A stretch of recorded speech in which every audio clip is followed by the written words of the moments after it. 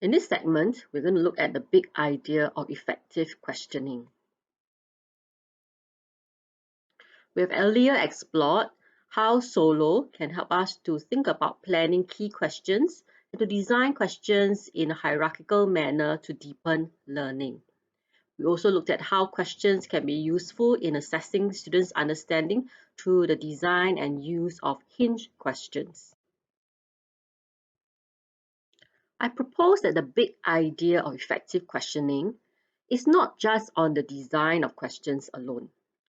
I would say that the focus of effective questioning hinges on how these questions are related via strategic discourse moves or talk moves that work purposefully towards the teacher's goal of deepening students' learning. I suggest that the way we ask questions, have students ask questions, and relate questions together can do a couple of things to deepen students' learning. Firstly, we want to talk about how it can promote productive thinking in the classroom, particularly through the use of thinking routines. The use of thinking routines such as See, Think, Wonder are quite commonplace in our classroom nowadays. What is often less talked about is the productive thinking moves that are valued behind the use of such thinking routines.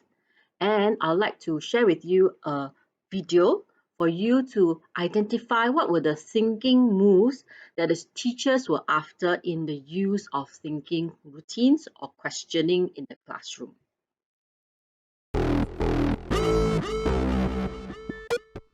One question that I like to ask would be, why do you say so? I like to hear what the students' assumptions are, what is the rationale why they say certain things, and because of that, it actually forces them to think deeper about the beliefs and assumptions that they have of certain issues. Sometimes I feel that the students might find it will get defensive when we ask the question why. So I would paraphrase the question to be something like, how do you know?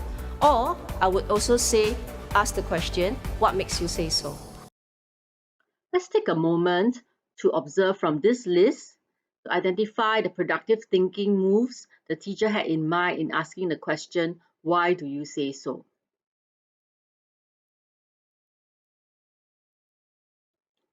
Would you agree that the teacher had wanted the students to build or elaborate on the explanations and interpretations, as well as to back up their reasoning with evidence from the text or from other sources? So consider what would be your productive thinking moves you want to engineer in your classroom in the design and deployment of questions. See, Think, Wonder is a familiar thinking routine that's used in the classrooms.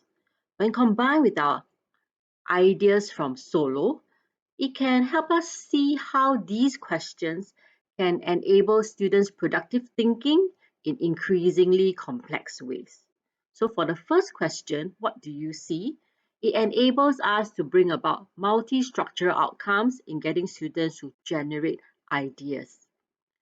As we ask the second question, what do you think about that? We are getting students to connect ideas together so that they think of these ideas in a relational way. And finally, last question, what does it make you wonder? Getting students to ask questions helps them to extend their ideas beyond the relational level. So far, we have seen how the big idea of effective questioning is not on the design of questions alone, but how these questions relate together to promote productive thinking in the classroom. Now we're going to explore how the use of questions can help facilitate active retrieval practice. Retrieval practice is recalling facts or concepts or events from memory, and is said to be a more effective learning strategy than simply reviewing by rereading notes. So in a study that was done, a class was given retrieval practice to recall facts and concepts they have learned for a test, and another class was asked to study the notes that they had been given previously. Here, they found that in the study, immediate testing after rereading a prose passage promoted better long-term retention than the class who had repeatedly just read the passage. Here we are going to watch a video that is based on the work of Roediger and his colleagues on retrieval practice and how questioning can help support active retrieval practice. Are there proven techniques for teaching all kids not just what to learn, but how to learn better? Morning, everybody. I have some really bright students Morning. who couldn't tell me what we had done a month ago. They could copy. They could copy really well. But if you asked an essential question, they wouldn't know how to answer. So our essential question for this chapter is, what transformations occurred? Patrice Bain, a history teacher in Illinois, wants her students to remember everything she teaches them. So she asks them to think about an essential question. There we go. And she tests them every day. Names on top, number 1 through 5. I just take whatever we did the day before, I put it in a basket, I pull 5 things out. It makes the students so accountable for their learning. They have to retrieve this information. What is the term for a grand church? Number 2. What is the term? This is no high-stakes test that students often dread. where monks This is a mini-quiz. community Bain where will monks- not record their scores. And number 5, what was the term for the journey and battle to take control of Jerusalem? These quizzes prompt students to fetch the information from memory. Known as active retrieval, the process has been shown to strengthen long-term retention. We should be trying to retrieve the information, getting it out of memory rather than trying to cram it into memory. It turns out that retrieval practice is extremely effective for creating robust memories. After decades of studying teaching techniques, cognitive psychologists Roddy Roediger and Mark McDaniel researched their learning strategies at Columbia Middle School. None. We were interested in whether or not getting things out of memory, that's what you do when you take a test, could actually be an effective learning technique.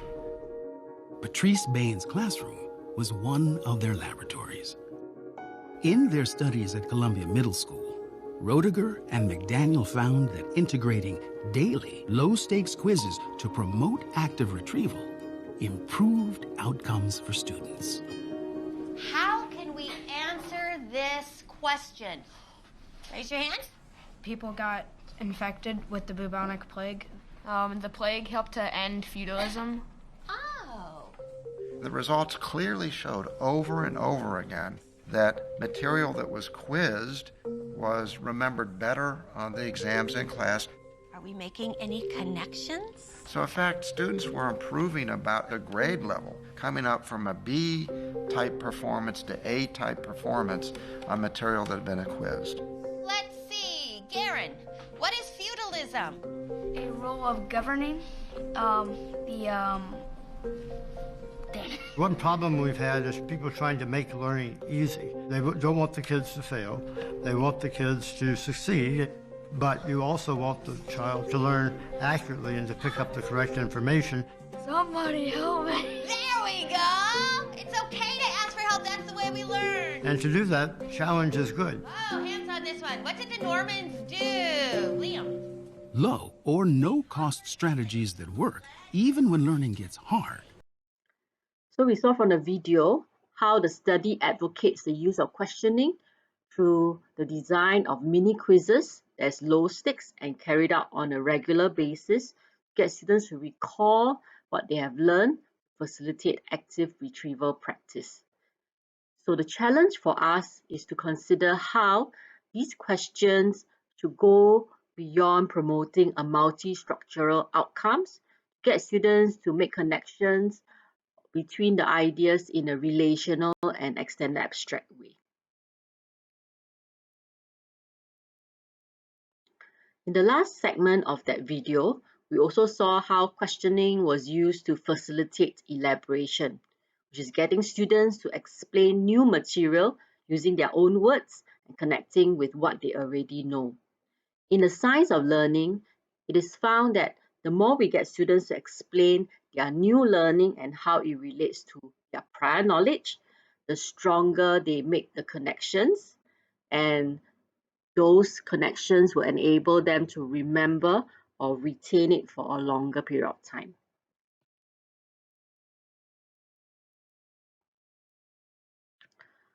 I hope you are persuaded by the big idea of effective questioning practice that lies not on the design of questions alone, but how these questions are related to one another in order to deepen students' learning. I'd like to pose a question to you at this juncture. What is the role of students in all of this?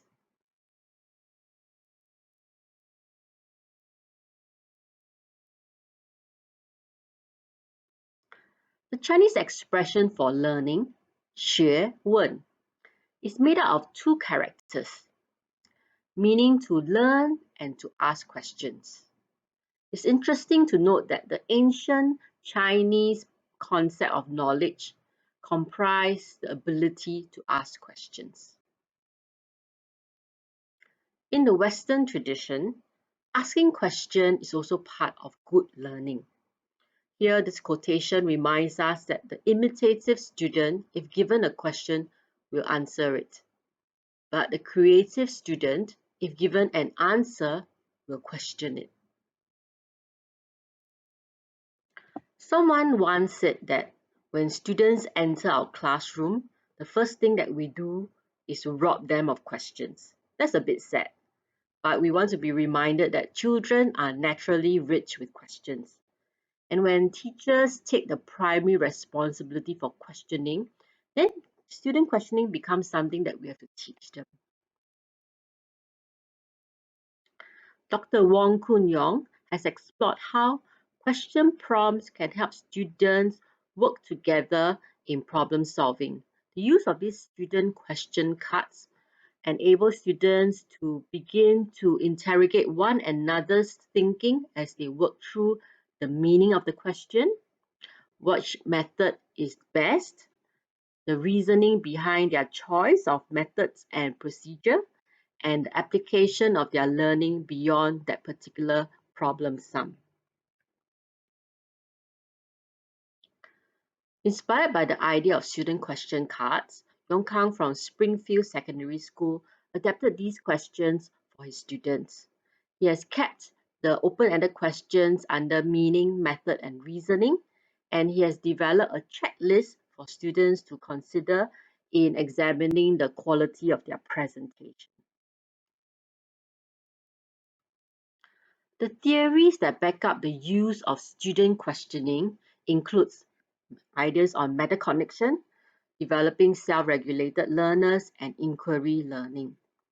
And here, it is clear that unless the learner himself or herself raises question, no meaningful learning can occur. Opportunities for students to ask questions can be engendered at the beginning, during, and even after a lesson.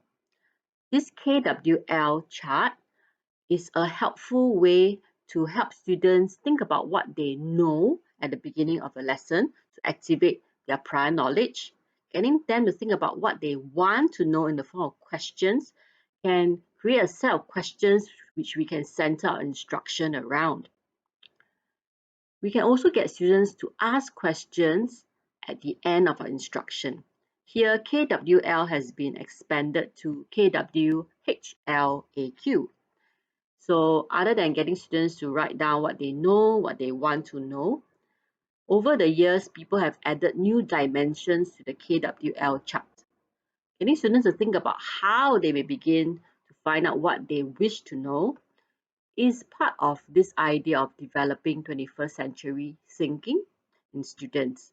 Getting students to think about the sources of information and the methods of making sense of the information is part of the how. And after instruction, students are asked to think about what they have learned and what action they might take as a response to their learning. And and what further questions they have that may trigger new cycles of inquiry. You may have a go at using this KWHLAQ as you think about what you have learned so far about effective questioning and feedback. We want to conclude this segment on the big idea of effective questioning by reiterating that the focus is not on the design of questions, but on how these questions are related together via strategic discourse moves that work towards the teacher's goal of deepening student learning. And what is students' role in all of this? They need to take an active role in asking and learning.